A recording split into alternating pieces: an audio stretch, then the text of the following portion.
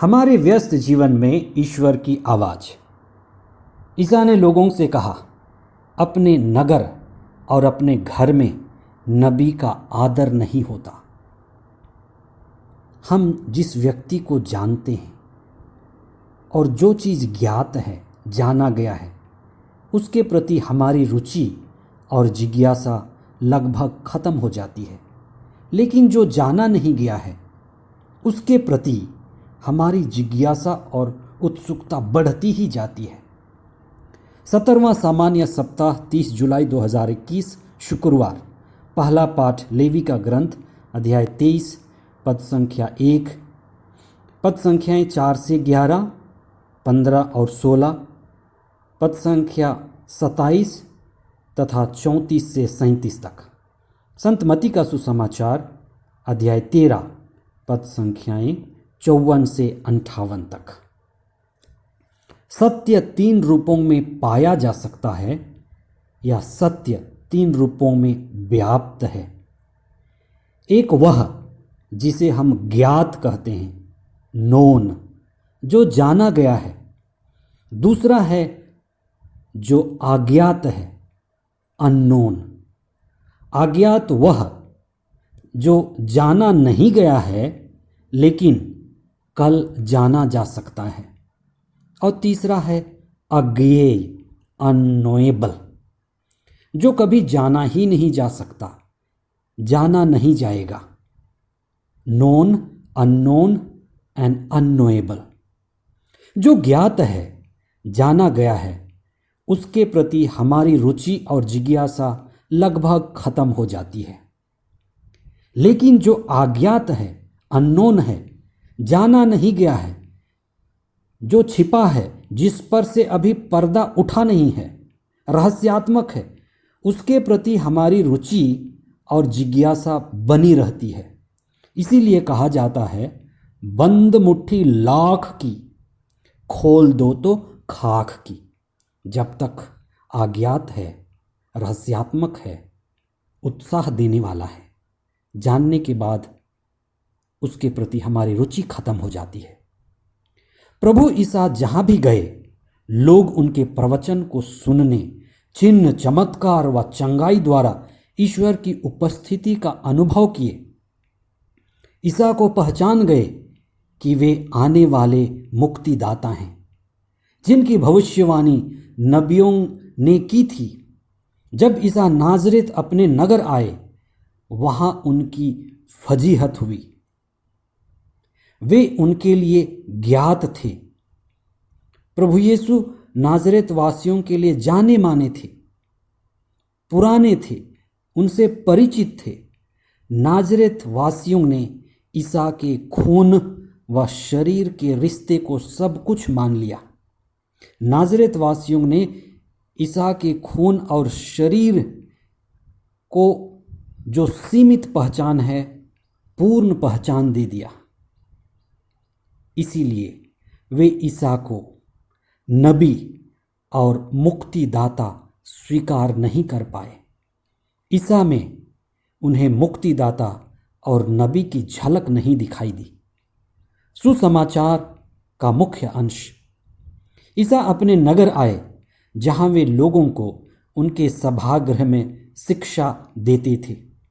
इससे यह ज्ञात और यह सामर्थ्य कहाँ से मिला? क्या यह बढ़ाई का बेटा नहीं है? क्या मरियम इसकी माँ नहीं? क्या इसकी सब बहनें हमारे बीच नहीं रहती? तो यह सब इसे कहाँ से मिला? वे ईसा में विश्वास नहीं कर सके। ईसा ने उनसे कहा, अपने नगर और अपने घर में नबी का आदर नहीं होता। लोगों के अविश्वास के कारण उन्होंने वहां बहुत कम चमत्कार दिखाए। कई लोग जो किसी विशेष कंपनी की खास कार या खास मॉडल की कार खरीदना चाहते हैं, उस कार को घर लाने की उनकी तीव्र इच्छा होती है। वे उसे विज्ञापन में देखते हैं, विज्ञापन में ढूंढते हैं।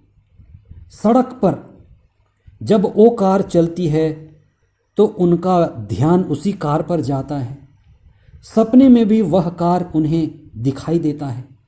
लेकिन जिस दिन वह कार उनके घर आ जाती है, वे कार खरीदने में सामर्थ्य हो जाते, उसी दिन से उनकी सारी जो जिज्ञासा बनी थी, रुचि और चाहत धीरे धीरे कार के प्रति खत्म होने लगती है, क्योंकि वह ज्ञात हो गया, हाथ में आ गया। बहुधा विवाह करने वाले दंपति या जोड़ों में भी ये बात लागू होती है। विवाह करने से पहले लड़के या लड़कियां जिनकी जिज्ञासा और रुचि और चाहत देखते ही बनती है, अधिकांश सपने देखते हैं, सपने में जीते हैं, ये चीज़ें चलती रहती हैं, बड़ी चहल पहल होती है। विवाह के बाद सारा ख्वाब उड़ जाता है। बहुधा ये देखने को मिलता है कि ये दो जीवित मुर्दे लगने लगते हैं। घर आते ही, अपना होते ही घर की मुर्गी दाल बराबर हो जाती है। जो ज्ञात है, ज्ञात हो जाता है, उसके प्रति रुचि, जिज्ञासा सारा खत्म हो जाता है। ये बुद्धि में जीना है। नाजरेत के लोग पूर्वाग्रह के शिकार थे। वे तुलना करते थे, वे नकारात्मक भावना से ग्रसित थे। उनके अंदर तुलना, ईर्ष्या व अहंकार की भावना थी। ये भावनाएं नकारात्मक हैं और हमें ये भावनाएं अंधा बना देती हैं, सत्य को देखने नहीं देती, और हम सत्य को देखने से चूक जाते हैं। आज हम विशेष चिंतन करें कि हमारे अंदर पूर्वाग्रह की भावना, ईर्ष्या की भावना, तुलना और अहंकार कितना प्रबल है। हमारे घर में, परिवार में, रिश्तों में व नगर में कुछ साधारण व सामान्य लोग रहते हैं जिनको हम देखे हैं, जिनको हम जानते हैं, लेकिन हो सकता है ये लोग चेतनशील हैं, समझदार हैं, आध्यात्मिक ऊंचाई हासिल कर लिए हैं। उनको हमें स्वीकार करना है, उनकी अच्छाइयों को देखना है, उनसे हमें सीखना है और उनमें सत्य की झलक देखनी है, अपनी आंखें बंद नहीं करनी। मूसा की अगुवाई में प्रतिज्ञात देश की यात्रा करने के दौरान ईश्वर ने विभिन्न रूपों में स्वयं को प्रकट किया था।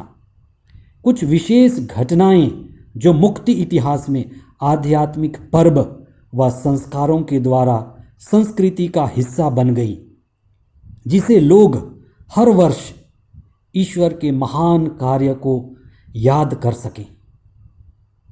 आइए हम विशेष प्रार्थना करें, प्रभु से जुड़ें और उनके महान कार्यों को याद करें। हे प्रभु, हमें विश्वास का वरदान प्रदान कीजिए, हमारी नज़रों को शुद्ध कीजिए कि हम सत्य रूपी ईश्वर की झलक सभी जगह, सभी चीज़ों में पा सकें। पूर्वाग्रह, ईर्ष्या, तुलना व अहंकार से बचें। हम सदा पवित्र आत्मा के द्वारा संचालित रहें और तेरे महान कार्यों की महिमा करते रहें। यह प्रार्थना हम करते हैं हमारे प्रभु ख्रीस्त के द्वारा। आमीन।